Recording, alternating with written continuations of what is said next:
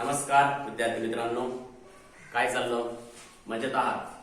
मजेतच राहा. आज बऱ्याच दिवसानंतर तुमच्या समोर येण्याचा योग आला, तो सुद्धा तुम्ही समोरासमोर नसताना डिजिटल माध्यमातून तुमच्या समोर येतोय. आणि समोर येण्याचं कारण हे आहे की मागच्या 2 महिन्यापासून आपण बघतोय की लॉकडाऊन आहे आणि आणखीनही लॉकडाऊन वाढण्याची शक्यता आहे. 31 मे पर्यंत लॉकडाऊन आहेच, पण त्यानंतरही लॉकडाऊन कधी उघडेल आणि त्यानंतर शाळा कॉलेज आणि क्लासेस उघडण्यासाठी परमिशन कधी भेटेल हे सांगता येत नाही. त्यातच क्रॅश कोर्स साठी जी आपल्याकडे बॅच होती त्यामध्ये MSD CET असेल, नीट असेल, JEE असेल, या सर्व एक्झाम जुलैमध्ये घेण्याचं सरकारने ठरवलेलं आहे. हे बघा, बाकीच्या एक्झाम या कॅन्सल होऊ शकतात, पण तुम्ही जी MSD CET, नीट आणि JEE याच्या परीक्षा देणार आहात या कॅन्सल होणार नाही. जोपर्यंत एक्झाम होणार नाही तोपर्यंत ऍडमिशन प्रोसेस ही होऊ शकत नाही. कारण प्रत्येक फील्ड मध्ये जाण्यासाठी ह्या एक्झामचे मार्क मेरिट लिस्ट नुसार ठरवले जात असतात आणि त्यानंतरच तुम्हाला ऍडमिशन भेटत असतं. ठीक आहे, तर आपण DSP क्लासेसच्या माध्यमातून तुमच्या समोर व्हिडिओ लेक्चर असतील, टेस्ट असतील, लाईव्ह लेक्चर असतील, या माध्यमातून आमच्याकडनं जितकं काही शक्य होईल तेवढं देण्याचा नक्कीच प्रयत्न करू. तुम्ही सुद्धा फक्त मोबाईलमध्ये काहीतरी व्हिडिओ येत आहे, ऍप आहे आणि अभ्यास करण्याचं फक्त आपण घरी कारण सांगतोय आणि मोबाईल वापरतोय असं करू नका. मी अगोदरपासून सांगतोय की मोबाईलचा अतिरिक्त उपयोग हा काही फायद्याचा नसतो. ठीक आहे, आज आपण मोबाईलचा उपयोग खऱ्या अर्थाने अभ्यासासाठी करून घेऊया. ठीक आहे, पटतंय मला सांगणं तुम्हाला? तर मग आपण हा जो आपला आता ऑनलाईन क्रॅश कोर्स असणार आहे त्याची रूपरेखा बघणार आहोत. बघा, आज जवळपास आपल्याला 1 महिन्याच्या वरती वेळ मिळतोय. अगोदर पण ज्यावेळेस आपला क्लास रेग्युलर होता त्यावेळेस आपला फक्त 25 दिवसाचा सिलेबस राहिलेला होता, पण आता आपल्याला 1 महिन्याच्या वरती वेळ मिळतोय. तर आपण सर्व सिलेबस ऑनलाईन व्हिडिओ तुमच्यापर्यंत पाठवण्याचा प्रयत्न करू. ठीक आहे, तर तुम्ही सुद्धा ते व्हिडिओ व्यवस्थित बघा. काही अडचणी असेल तर व्हॉट्सअप वरती मला मेसेज करून सांगा, कॉल करून सांगा. आणि बाकीचे आणखी काही विद्यार्थी असतील तर ते सुद्धा या ऑनलाईन क्रॅश कोर्सला जॉईन करू शकतात. ठीक आहे, तर आता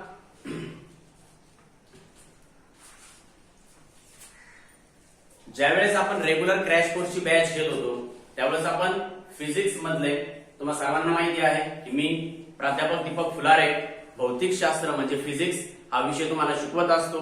आणि त्यामध्ये आपण फिजिक्सचा पार्ट 1 जो आहे त्यातले काही चॅप्टर बघितले होते.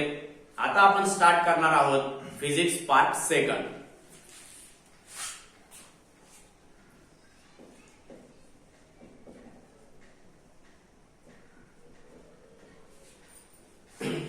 तुम्हाला चांगल्या प्रकारे माहिती असेल 11th ला ज्यावेळेस तुमचं इंट्रोडक्शन झालं असेल त्यावेळेस सांगितलं असेल की फिजिक्स पार्ट 1 हा पार्ट मेकॅनिकल इंजिनिअरिंगच्या क्षेत्रातला असतो आणि फिजिक्स पार्ट 2 हा इलेक्ट्रिकल इंजिनिअरिंगच्या क्षेत्रातला असतो. मेकॅनिकल म्हणजे जे काय सर्व आपल्या डोळ्याने दिसतं, जी काय हालचाल होत असते, फॅन असेल, व्हेकल्स असतील, या सर्व ज्या गोष्टी आपल्या डोळ्याने दिसतात, कुठल्याही प्रकारची मोशन करताना आपल्या डोळ्याने दिसतात. मोशन म्हणजे काय बरं? मोशन म्हणजे एखाद्या बॉडीची, एखाद्या पार्टिकलची पोझिशन चेंज होणं.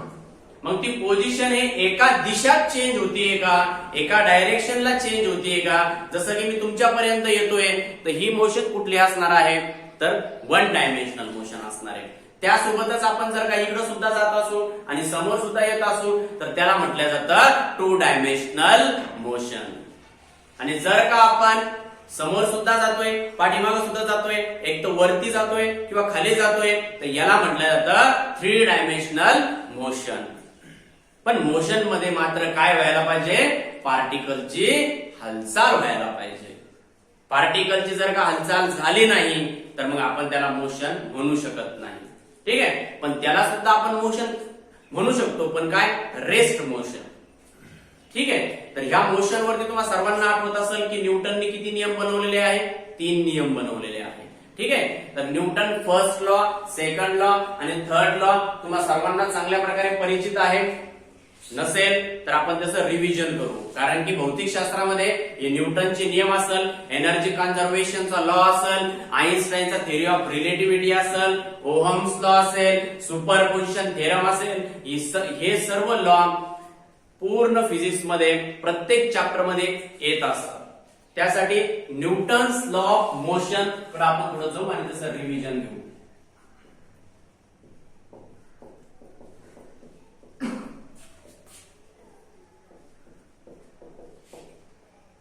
जे 11th 12th रेग्युलर बॅचचे जे विद्यार्थी असतील त्यांना हे लॉ माहिती आहे, पण बरेचसे विद्यार्थी आपल्याकडे फक्त क्रॅश कोर्सला जोडले गेले होते, त्यांच्यासाठी मी हे न्यूटनचे तिन्ही जे लॉ आहे मोशनचे ते सांगतोय. तर फर्स्ट लॉ ऑफ मोशन काय आहे? हे बघा, कुठल्याही प्रकारचा नियम, कुठल्याही प्रकारचा शास्त्र कन्सेप्ट शिकण्यासाठी आवश्यक नसतं की तुम्हाला खूप फार इंग्लिश आली पाहिजे आणि तुम्ही ती डेफिनेशन पाठ केली पाहिजे, फक्त डेरिव्हेशन पाठ केले पाहिजे, असं काही नसतं. ती कन्सेप्ट तुम्हाला मनापासून कळली पाहिजे, मग ती कुठल्याही भाषेत असली तरी चालते. शिक्षणासाठी भाषा हे माध्यम नसतं. बघा, लँग्वेज डझंट मॅटर. लँग्वेज ना फक्त तुमच्यापर्यंत माहिती पोहोचवल्या जाते. ठीक आहे. त्यामुळे कोणाला इंग्लिश जमत नसेल तर असं काही नसतं की फक्त आपल्याला इंग्लिश आलं म्हणून सर्व विषय येणार आहेत सायन्स मधले, असं काही नसतं. ठीक आहे. तर आपण हे जे न्यूटनचे फर्स्ट, सेकंड आणि थर्ड हे जे 3 लॉ आहेत हे आपण एका स्टोरीच्या माध्यमातून बघूया. ठीक आहे. मला सर्वप्रथम हे सांगा की न्यूटन कोण होता? सांगा. न्यूटन सायंटिस्ट होता, बरोबर सांगितलं तुम्ही. न्यूटन कोण होता? सायंटिस्ट होता. पण आपण हे विसरतो की न्यूटन सायंटिस्ट होण्याच्या अगोदर एक माणूस होता की, बरोबर आहे की? मग आपण असं कन्सिडर करू की न्यूटन काय आहे? माणूस आहे. आणि न्यूटन हा जो माणूस आहे तो काय करतोय? एका डोंगरात जातोय. कशासाठी डोंगरात जातोय? तर त्याच्याकडे बकऱ्या आहेत. मग आता न्यूटन कोण झाला? बकऱ्यावाला झाला. ऐका, न्यूटन त्याच्या बकऱ्या घेऊन कुठं चाललेला आहे? डोंगरात चाललेला आहे. ठीक आहे. डोंगरात गेल्यानंतर तिथं लिंबात झाड नाही भेटणार आहे, जसं की जंगले सरांनी सांगितलं त्याप्रमाणे. फक्त तो डोंगरात जाणार आहे आणि डोंगरात गेल्यानंतर एका दगडावर तो बसणार आहे. ठीक आहे. तिथं काही लग्न वगैरे पण नाहीये. आता त्या दगडावरती बसल्यानंतर त्या न्यूटनच्या बाजूला एक बकरी येऊन उभा राहील. कारण न्यूटन काय घेऊन गेलेला आहे? बकऱ्या घेऊन गेलेला. न्यूटन कोण आहे? बकऱ्यावाला आहे. आता न्यूटनच्या बाजूला ती बकरी येऊन उभा राहिल्यानंतर ती बकरी काही हलत नाही, डुलत नाही. बकरी नो हलिंग नो डुलिंग. तसं आपल्याकडे ते नव्हतं का मराठीमध्ये की चापा बोले ना, चापा चाले ना. अरे मग चापा मेला असेल, बरोबर आहे की नाही? तसं बकरी हलत नाही, डुलत नाही, म्हणून न्यूटनला जाम टेन्शन आलं. आणि जे लोक दुधाचा व्यवसाय करतात त्यांना चांगल्या प्रकारे माहिती आहे की गाय असेल, म्हैस असेल, त्यांनी जर पाणी पिलं नाही किंवा चारा खाल्ला नाही तर त्यांना जाम टेन्शन आलेलं असतं. कशाचं? फॅटचं. त्यांच्या डोक्यात एकच फॅट असतो, फक्त फॅट किती होतो. ठीक आहे. तर तसं न्यूटन टेन्शन घेत राहतो की आपल्या बाजूला तर बकरी येऊन उभा राहिलेली आहे, ती हलत नाही, डुलत नाही. मग नेमकं बकरीला काय झालं? ठीक आहे. म्हणून तो त्या ठिकाणी एक नियम लिहायला लागतो. आता न्यूटन येतो, नियमच लिहिणार आहे. ठीक आहे. तर न्यूटन असा नियम लिहितो की बकरी हलत नाही, डुलत नाही. बरोबर आहे. म्हणजे बकरी ही कोणत्या कंडिशन मध्ये आहे? रेस्ट कंडिशन मध्ये.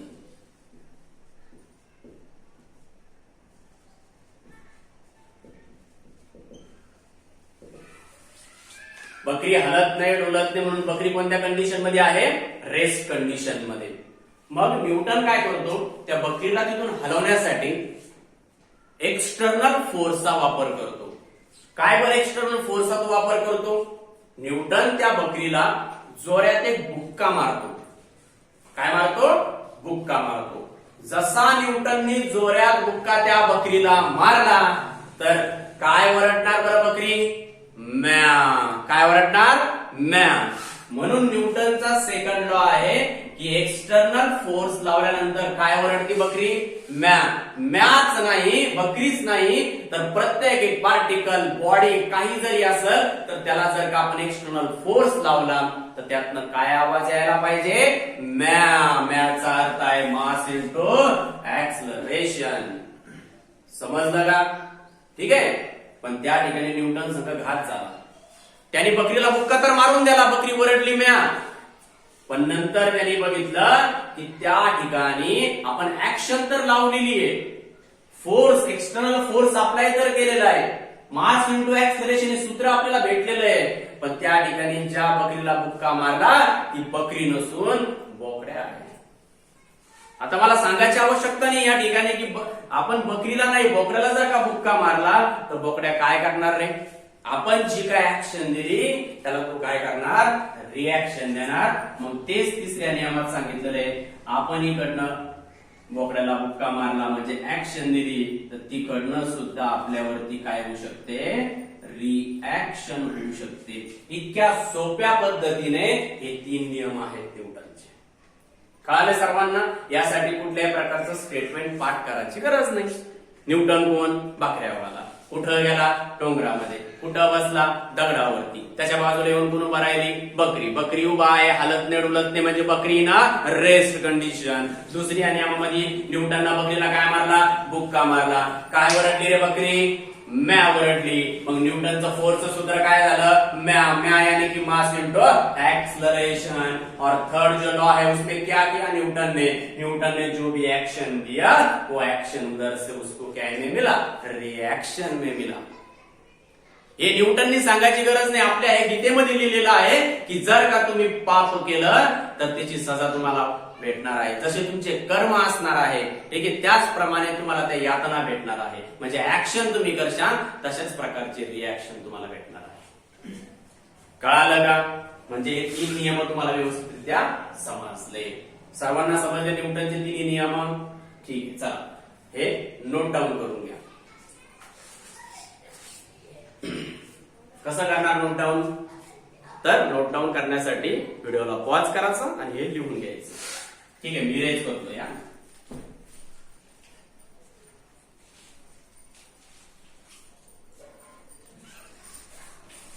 खरं तर वेगळीच अवस्था आहे, कारण की विद्यार्थी समोर नसताना शिकवणे खरंच खूप वेगळं आहे. कारण की विद्यार्थी ज्यावेळेस समोर असतात तर त्यांचे हसरे चेहरे असतील, एवढे हुशार विद्यार्थी आहेत, त्यांच्याकडनं काही ना काही रिॲक्शन येत असते, ऍक्शन द्यायला पण चांगलं वाटतं. आता या ठिकाणी फक्त ऍक्शन देतोय आम्ही, आता रिॲक्शन तुमची पेपरच्या मार्क मधनं समजन. दुसरी काही रिॲक्शन करू नका फक्त तोपर्यंत, म्हणजे झालं. आता आपण बघणार आहोत एनर्जी कॉन्झर्वेशन लॉ. हे सर्व आपण फिजिक्सच्या बेसिक टर्म्स बघतोय.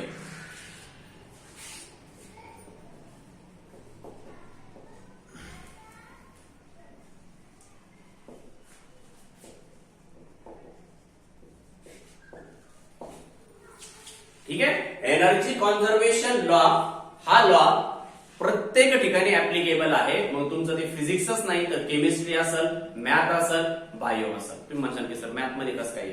मॅथ मध्ये तुम्ही एका साईडला एक कुठलं तरी इक्वेशन दिलं, इक्वल टूच्या साईडला दुसरं इक्वेशन येतं की नाही? कमीत कमी ते इक्वल टू साईडला 0 लावावं लागतं. जर 0 त्या ठिकाणी आपण तसाच ठेवला, ह्या इक्वेशन मधल्या काही टर्म्स पलीकडे पाठवल्या तर एका साईडला एक टर्म्स आणि दुसऱ्या साईडला दुसरी टर्म्स असते. म्हणजे एनर्जी कॉन्झर्वेशन लॉ प्रत्येक ठिकाणी आहे. ठीक आहे, छोट्यातल्या छोट्या म्हणजे बघा या एनर्जी कॉन्झर्वेशन लॉच्या मदतीने आपण मेणबत्तीपासून तर जेटच्या इंजिन पर्यंत सगळ्या कन्सेप्ट या एनर्जी कॉन्झर्वेशन लॉ वरतीच डिपेंड आहे. ठीक आहे, म्हणजे मेणबत्तीचं जे काय त्या ठिकाणी फंक्शन आहे की त्याला आपण एका प्रकारची ऊर्जा देणार. कुठल्या प्रकारची ऊर्जा मेणबत्तीला आपण देतो? तर त्या ठिकाणी आपण त्याला फ्यूल एनर्जी देतो. बरोबर आहे की फ्यूलच्या स्वरूपामध्ये मेणबत्तीमध्ये एनर्जी असते आणि मेणबत्तीला आपण पेटवल्यानंतर त्यातून काय भेटतो आपल्याला? लाईट आणि हीट भेटते. ठीक आहे, तशाच प्रकारे आपण जेटचं इंजिन असेल त्याला काय देतो आपण? हाय क्लोरोफिक व्हॅल्यूचं पेट्रोल देतो आणि त्या हाय क्लोरोफिक व्हॅल्यूच्या पेट्रोल मधून आपल्याला काय त्या ठिकाणी मुवमेंट करून घेतल्या जाते. समजलं का? तर ही एनर्जी कॉन्झर्वेशन लॉ सर्वांना माहिती असला पाहिजे, कारण एनर्जी कॉन्झर्वेशन लॉ वरती एकूण 4 नियम आहेत फिजिक्स मध्ये आणि ते फक्त 12वी पुरतेच नाही, सीईटी पुरतेच नाही, तर तुम्ही पुढं इंजिनिअरिंगला, मेडिकलला, फार्मसीला गेल्यानंतर प्रत्येक ठिकाणी कामात येणार आहे. लॉ ऑफ कॉन्झर्वेशन म्हणजे काय? मग तो एनर्जी साठी सुद्धा आहे, चार्ज साठी सुद्धा आहे, मुवमेंट साठी सुद्धा आहे. ठीक आहे, आणि every mass are interconvertible to energy त्यासाठी सुद्धा आहे. म्हणजे आइन्स्टाईनचं जे इक्वेशन आहे relation between the mass and energy साठी. ठीक आहे, तर काय आहे energy conservation law? Energy conservation law आहे की energy neither to be create energy neither to be create nor to be destroy. काय आहे पुन्हा एकदा सांगतो. एनर्जी बघा, आता सुद्धा आपल्याला तो पूर्ण नियम लिहिण्याची आवश्यकता नाहीये. तो तोंडपाठ तुमचा होऊन जाईल. कसा तोंडपाठ होऊन जाईल ते तुम्हाला समजेलच आता पुढे. एक वेळेस मी तो नियम पूर्णपणे तुम्हाला वाचून दाखवतो. काय आहे बघा. Energy neither to be create nor to be destroy transfer from one form of energy to the another form of energy with some loss of heat. समजलं? नसेल समजत हरकत नाही, पहिल्या वेळेस मला पण नसेल समजलं.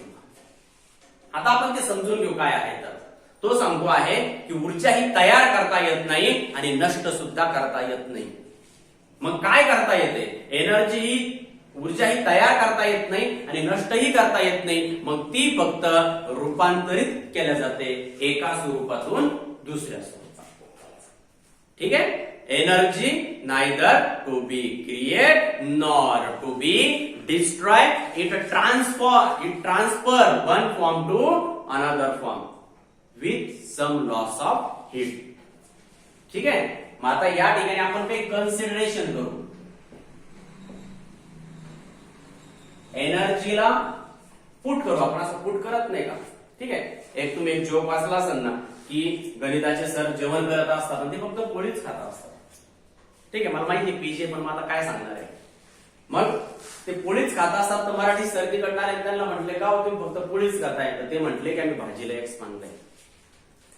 तसं आपण या ठिकाणी एनर्जी बरोबर बरोबर आहे. स्पेलिंग नाही चुकली माझी. हसायला लागले का रे? लव म्हटल्यानंतर लगे हा गार्डन हे ते. अरे तेवढंच म्हणजे लव नसतं. लव म्हणजे ते पण असतं की आपण जन्माला यायच्या अगोदर 9 महिन्याची आई आपल्याला पोटामध्ये वाढवते, त्यानंतर आपलं संगोपन करते, ते म्हणजे सुद्धा प्रेम असतं. म्हणजे फक्त प्रेम म्हणजे असं समजू नका जो तुम्ही विचार करता ते. प्रेम म्हणजे एक भावना आहे, एक त्याग आहे. ठीक आहे. तर एनर्जी बरोबर आपण काय या ठिकाणी लिहिलं? लव. ठीक आहे. समजलं का? एनर्जी इक्वल टू काय लिहिलं? लव.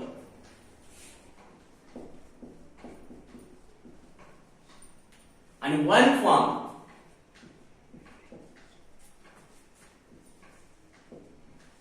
Equal to gravitational force.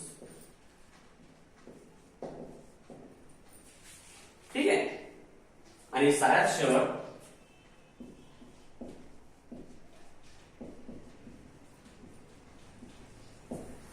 Heat. सम लॉसची पण गरज नाही आपल्याला, फक्त हीट सांगू आपण त्या ठिकाणी.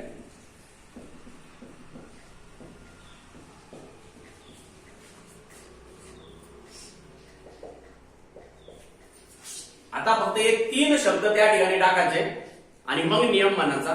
तुम्ही आयुष्यभर विसरणार नाही. रात्री जर तुम्हाला 12 वाजेला जर झोपेतून उठवलं आणि सांगितलं, विचारलं की सांगा एनर्जी कन्झर्वेशन लॉ म्हणजे काय, तुम्ही नक्की सांगशाल. कारण लॉ पेक्षा आपल्याला लव जास्त आवडतं आणि ह्या लॉ मध्ये लव आलेले म्हटल्यावर तर विषयच नाही. ठीक आहे. तर एक वेळेस आपण जो आपला ओरिजिनल नियम आहे तो या ठिकाणी घेऊ. Energy neither to be create nor to be destroy. It transfer one form of energy to the another form of energy with some loss of heat. आता फक्त काय करायचं? ज्या ज्या ठिकाणी एनर्जी आहे त्या त्या ठिकाणी लव पुट करायचं. बघू काय होतं. Love neither to be create nor to be destroy. It transfer one जी अप. कळालं? Love neither to be create nor to be destroy. It transfer one G up as well as B up. बरोबर है नहीं? One G up to another G up with some loss of. क्या loss होगा सबको पता है, तो भी उसमें गिरते, क्योंकि जब तक आदमी उसमें गिरता नहीं तब तक उसको समझ में नहीं आता. तो मित्रों कहा थे हम, love neither to be create nor to be destroy.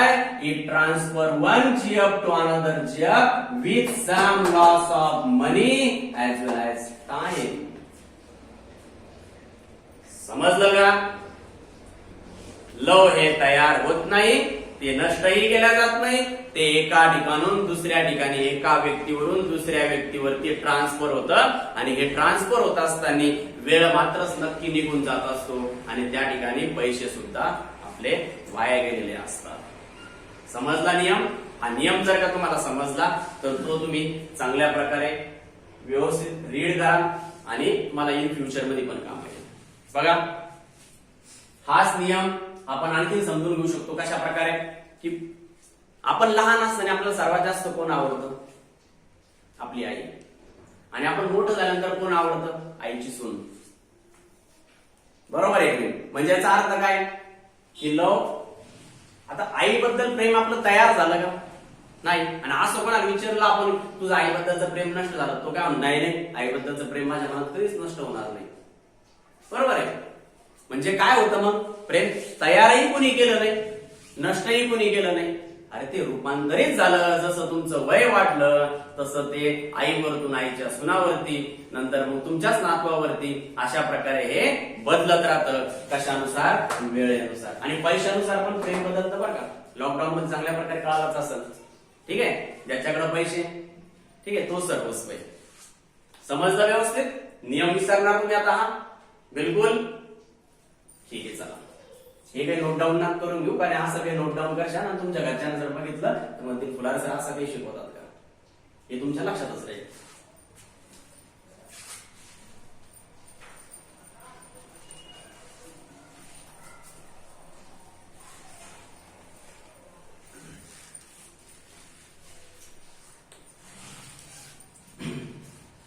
आता आपण जो चॅप्टर सुरू करणार आहोत फिजिक्स मधला भौतिकशास्त्र भाग 2 मधला ऑल टाइम फेवरेट जर कुठला चॅप्टर असेल माझा तर तो आहे करंट इलेक्ट्रिसिटी.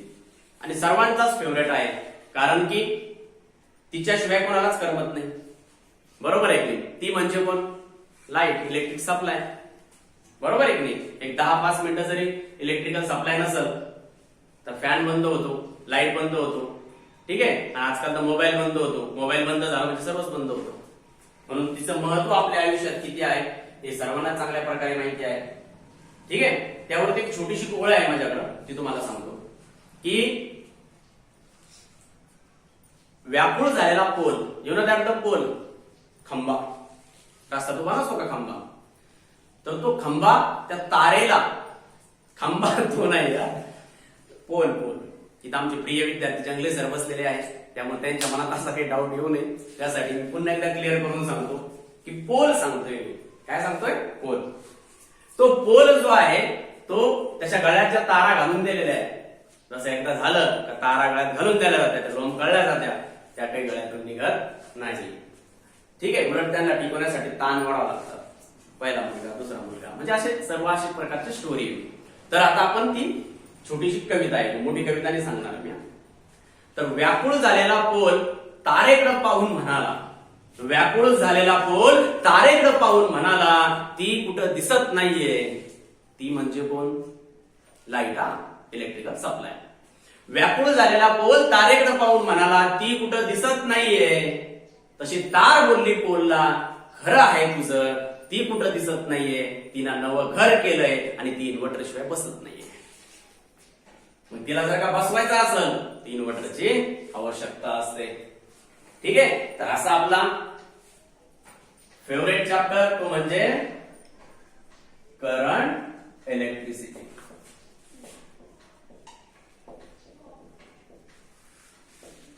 हा फेवरेट चॅप्टर यासाठी आहे की यासारखा प्युअर चॅप्टर कोणताच नाही, याच्यात भेसळ होऊ शकत नाही. जर असं वाटलं तुम्हाला कधी की करंट मध्ये भेसळ झाली तर हात लावून बघा.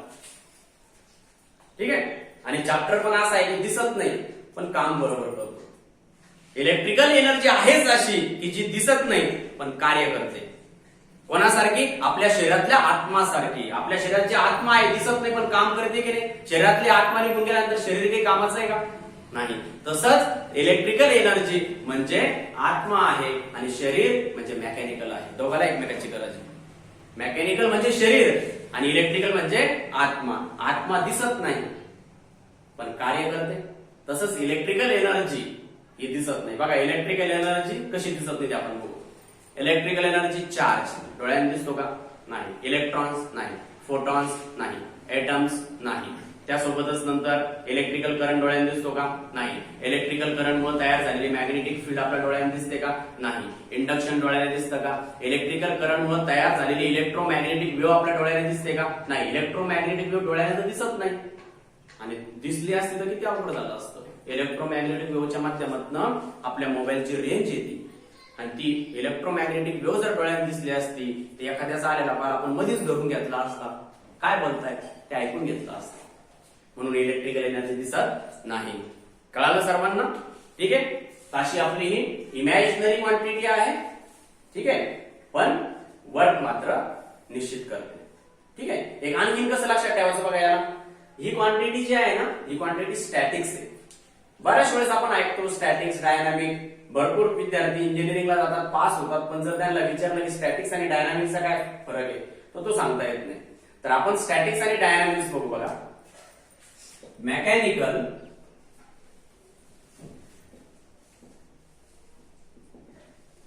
मेकॅनिकल जो एनर्जीचा पार्ट आहे हा डायनामिक्स आहे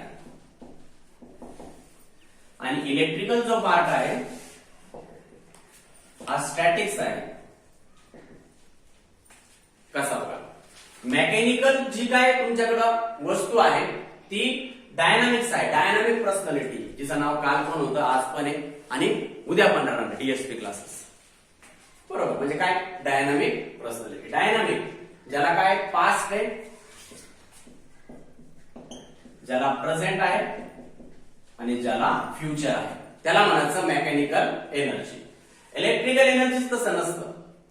इलेक्ट्रिकल सप्लाय यायच्या अगोदर काही त्याचा इम्पल्स आहे का? नाही. इलेक्ट्रिकल सप्लाय केल्यानंतर काही आहे का? नाही. म्हणजे ती जेव्हा आहे तेव्हाच, फक्त काय ओनली प्रेझेंट. जेव्हा सप्लाय आहे तेव्हाच तो वर्क करणार, म्हणून याला म्हटलं जातं स्टॅटिक्स. ठीक आहे. फॅन मेकॅनिकल आहे बाहेरून, तो इलेक्ट्रिकल सप्लाय असण्याच्या अगोदर दिसतो, फिरताना पण दिसतो आणि फिरून पुन्हा बंद झाल्यानंतर पण दिसतो. पण त्या फॅन मध्ये जे इलेक्ट्रिकल सप्लाय आहे तो ज्या वेळेस आहे त्यावेळेसच तो काम करणार. कळालं मग स्टॅटिक्स आणि डायनामिक्स म्हणजे? तशी आपण जी इलेक्ट्रिकल एनर्जी याची स्टडी करणार आहोत ती कशी क्वांटिटी आहे? स्टॅटिक्स क्वांटिटी आहे. ठीक आहे. तर या इलेक्ट्रिकल एनर्जीचा अभ्यास करण्यासाठी सर्वात अगोदर आपल्याला हे बघावं लागेल की इलेक्ट्रिकल एनर्जी पास कशामधून होती. त्यासाठी टाइप्स ऑफ मटेरियल असतात.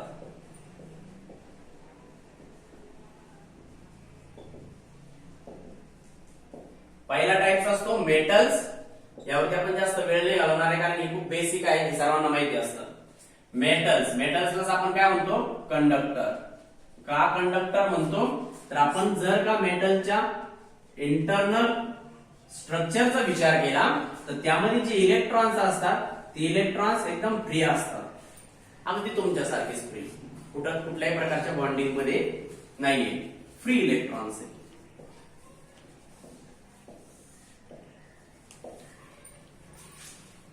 काही जण म्हणतात सर गंज तर मनात आहे पण काय बॉन्डच भेटत नाही.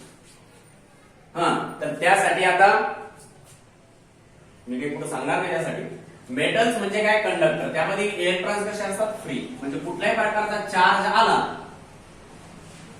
हे सर्व इलेक्ट्रॉन फ्रीच असतात. हे इलेक्ट्रॉन्स लगेच इजेक्ट होणार. एक चार्ज एंटर झाला की एक इलेक्ट्रॉन्स इजेक्ट होणार आणि त्यातून काय तयार होणार? करंटचा फ्लो. म्हणजेच काय? Charge as well as electrons with respect to time. ठीक आहे. अशा पद्धतीचं इलेक्ट्रिकल करंट हे नॉन मेटल्स मधनं फ्लो होत नाही, म्हणूनच त्या आपण काय म्हणतो? Bad conductor. का बरं फ्लो होत नाही? कारण याच्यामध्ये जे इलेक्ट्रॉन्स आहे हे इलेक्ट्रॉन्स खूप स्ट्रॉंग बॉन्ड मध्ये आहे एक दुसऱ्यासोबत.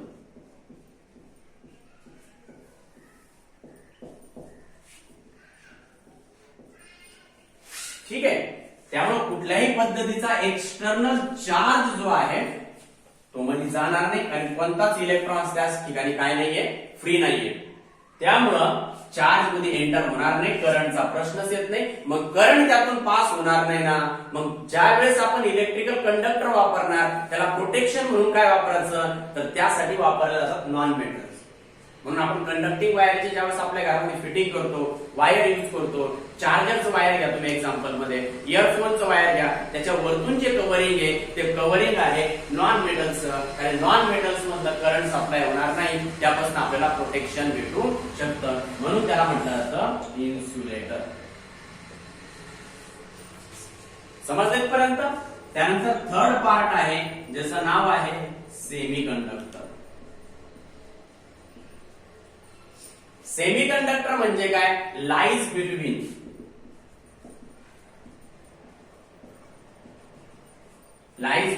Insulator, lies between insulator and conductor.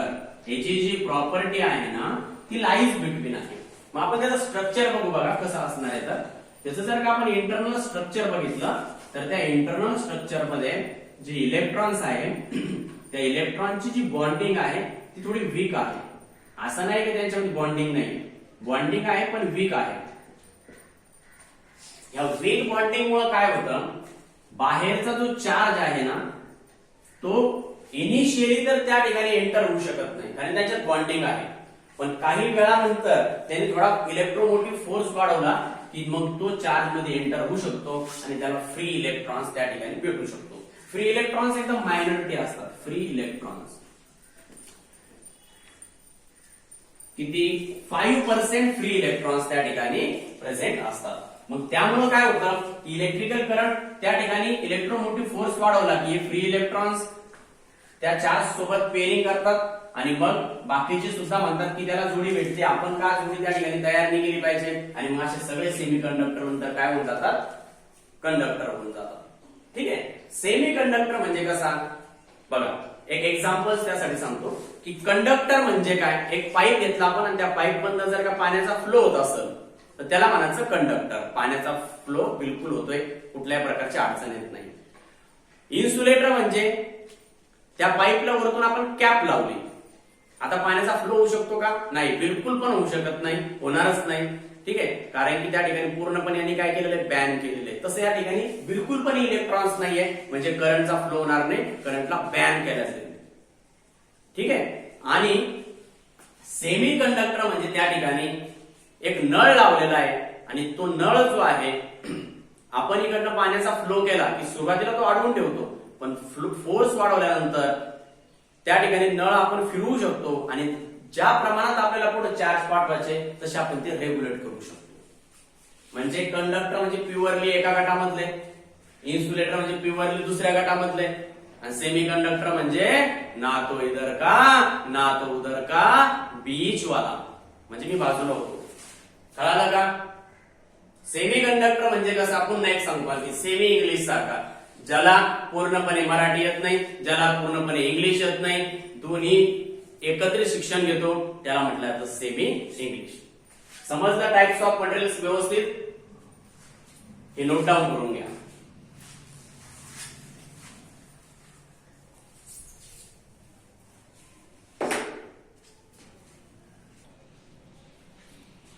ठीक आहे, तुम्ही नोट डाऊन करून घेतलंय. नाही नोट डाऊन केलं तरी काही हरकत नाही, कारण हे सर्व बेसिक आहे, फक्त तुम्हाला समजलं पाहिजे. त्या सिक्वेन्स आपण तिथपर्यंत चाललोय. आपले बरेचसे विद्यार्थी आहेत ते म्हणतील की सर आम्हाला सर्व माहिती आहे आणि आम्ही एवढा डाटा वगैरे या ठिकाणी यूज करून आम्ही हे आहे का सगळं, पण आपल्याला करंट इलेक्ट्रिसिटीच्या हायर लेवल पर्यंत जायचंय तर आपल्याला बेस नक्कीच माहिती असला पाहिजे. आता आपण बघू की जे करंट इलेक्ट्रिसिटी मधला मुख्य घटक आहे तो म्हणजे द इलेक्ट्रिक करंट.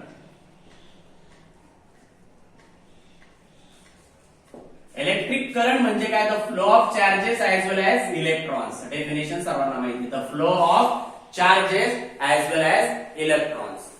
हे बघा, एक रोड आहे ना, त्या रोडवरती करंटची डेफिनेशन होऊन जाते. बघा, या साइड आपण ज्या साइडने चाललो त्या साइडला चार्जेस चालले, अपोजिट साइडने काय चालले, इलेक्ट्रॉन चालले. या दोन्हीच्या फ्लोला काय म्हणायचं, करंट म्हणायचं. राहील लक्षात? आता करंट ही टाइम व्हॅरिंग क्वांटिटी आहे.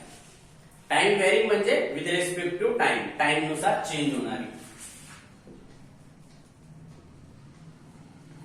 तर current equal to dq by dt या डिफरन्शिएशनच्या इक्वेशन मध्ये आपण याची मांडणी करू शकतो. स्मॉल अमाउंट ऑफ चार्ज में अगर कोई चेंज होता है वहां पे विथ रिस्पेक्ट टू टाइम, तो करंट में भी चेंजेस वहां पे आपको मिलेगा। ठीक है, तो करंट dq बाय dt। अब ये q क्या होता है? q यानी कि जितने नंबर ऑफ इलेक्ट्रॉन्स होते हैं उसमें। ठीक है, अब ये करंट का फ्लो जिस जगह पे जाएगा उसके एरिया पे डिपेंड रहेगा कि करंट की डेंसिटी कितनी है। ही नवीन क्वांटिटी बघायची तुम्हाला रेग्युलर करंट इलेक्ट्रिसिटी मध्ये सांगितलं गेली नसेल, करंट डेन्सिटी। आता करंट डेन्सिटीचा काय फॉर्म्युला आहे? करंट डेन्सिटीला जे ने डिनोट करतात। जो काय करंट आहे with respect to area, current equal to number of electrons. Area काय? तर जर का कंडक्टर समजा एखाद्या वायर मधनं फ्लो होतोय, करंट जर का एखाद्या वायर मधनं फ्लो होतोय तर त्याचा एरिया पाय आर स्क्वेअर। समजलं का? याला म्हणतात करंट डेन्सिटी। नेक्स्ट आहे व्होल्टेज। याला डिटेल्स मध्ये जर आपण बघितलं तर करंट वरती एक लेक्चर होईल पूर्ण 40 ते 45 मिनिटांचं, पण त्याची आवश्यकता आपल्याला नाहीये। व्होल्टेज म्हणजे काय? तो व्होल्टेज एक प्रकारचा फोर्स असतो। जशा प्रकारे मेकॅनिकल फोर्स असतो ना, मेकॅनिकल फोर्स वर्क करतो, तशा प्रकारचे इलेक्ट्रिक मध्ये सुद्धा फोर्स असतो। करंटचा जो दाब आहे ना त्याला म्हणायचं व्होल्टेज। नळाला पाणी येतं ना तर ते किती दाबाने येतं, तसं या ठिकाणी करंट मध्ये व्होल्टेज म्हणजे त्याचा दाब। Force, its a electromotive force. समजलं का?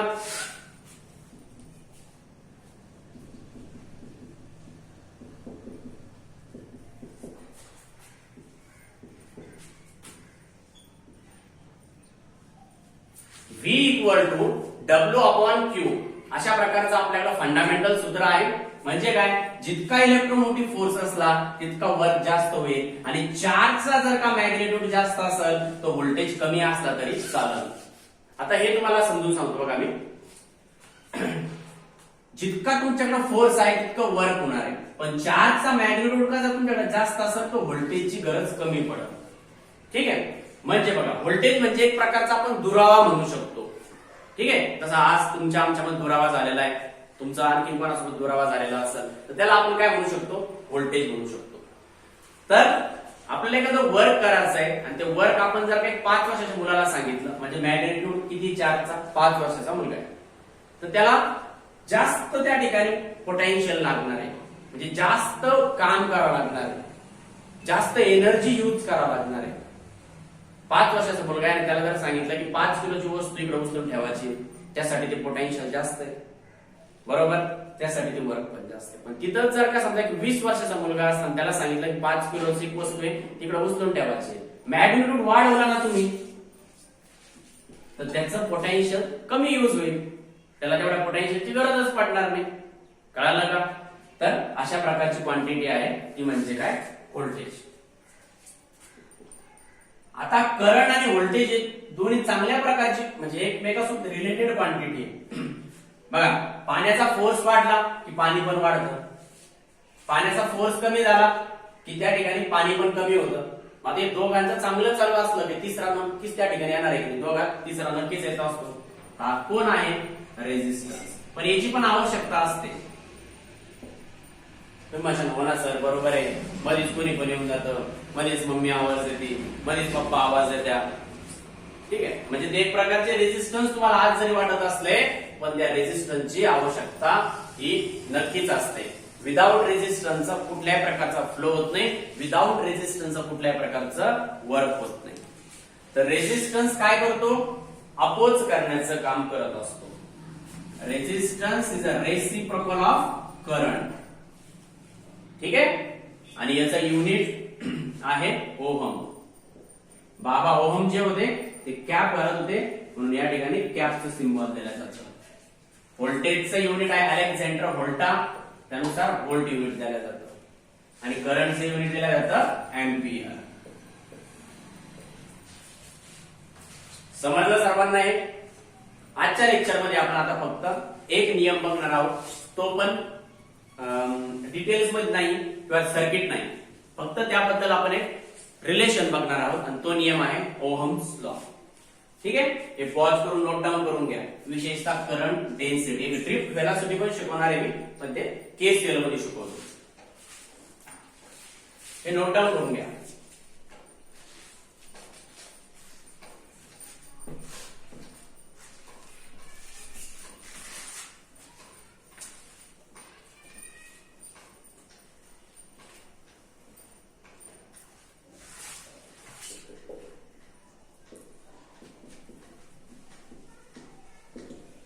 ओहम्स लॉ हा आपण अप्लाय करू शकतो सिंपल सर्किट मध्ये.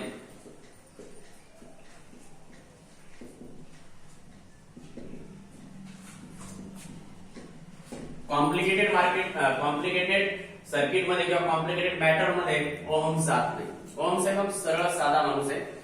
मग त्याने काय केलं, हे तिघं जे आहेत करंट, व्होल्टेज, रेझिस्टन्स, हेच एक रिलेशन बनवलं की करंट जर वाढला तर व्होल्टेज पण वाढतोय. म्हणजे करंट आणि व्होल्टेज बघा सीएस झालेले आहे. म्हणजे करंट आणि व्होल्टेज दोघं मित्र आहेत. ठीक आहे, बाकी काही समजू नका. त्यानंतर त्याचप्रमाणे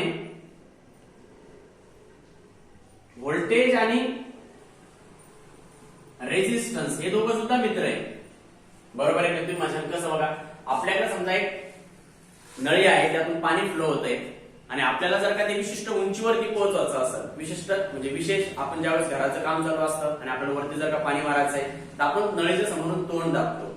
म्हणजे रेझिस्टन्स आपण वाढवला की फोर्स वाढतो आणि त्या ठिकाणी आपल्याला जिथपर्यंत पाणी पोहोचवायचंय तिथपर्यंत पाणी पोहोचवलं जातं. म्हणजे व्होल्टेज आणि रेझिस्टन्स पण दोघं एकमेकाचे मित्र आहेत. करंट आणि व्होल्टेज पण मित्र आहेत. बघा, करंट व्होल्टेज पण मित्र, व्होल्टेज रेझिस्टन्स पण मित्र, म्हणून तर जवळजवळ बसलेले नाही.